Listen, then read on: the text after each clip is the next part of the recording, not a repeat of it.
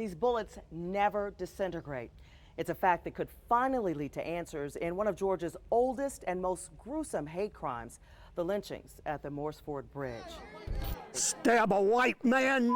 It's a secret many members of an angry white mob took to their grave. America's last mass lynching. 4 black sharecroppers and friends, George and May Dorsey and Roger and Dorothy Malcolm, in a secluded area known as Morse Ford. May was 7 months pregnant. Now, 73 years later, the discovery of more than 100 bullet shells and casings found at the site by CBS 46 crime scene investigator Cheryl McCullum and her team could finally link the killers to the crime and bring long-awaited closure for the victims' families. All they want is a slither of justice. They're not looking for a trial. They know they're not going to get it. They're not looking for an apology. They know they're not going to get it. In 1946, Roger Malcolm is jailed for stabbing a white farmer he suspected of fooling around with his wife, Dorothy. Days after his arrest, his boss, Loy Harrison, drives Dorothy, along with George and May Dorsey, to bail Roger out. Harrison takes the long way home that day. And as they neared Morse Ford Bridge, the car is blocked by a mob of 20 armed white men who drag them from the car, tie them up, and shoot each of them more than 100 times.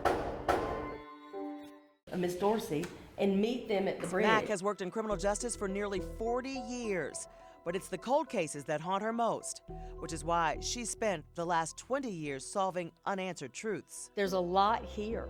There's a lot of evidence here. There's a lot of history here. It's unclear if this new evidence has even been tested or reviewed for leads. The FBI closed the case last year and refuses to answer our questions. Well, then damn it, go do your job.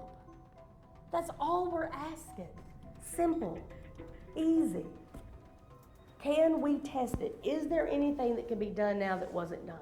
The FBI's initial investigation in 1946 identified possible suspects, but no one was charged.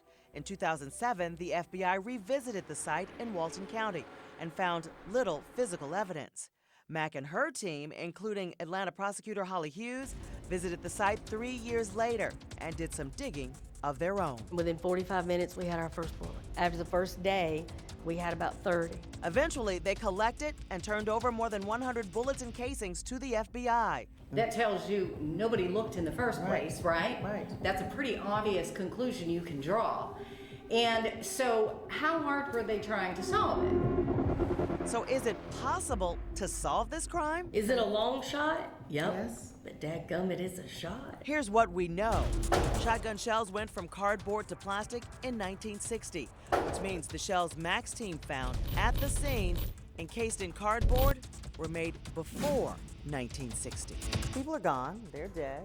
Right. But how do we close this case? You take that shell casing and you cross-check it against the shell casing from one of the weapons, and you see if you can't match it up. And then you go back to that family and say, hey, you know what? You gave us this, it does match up. What story do you know?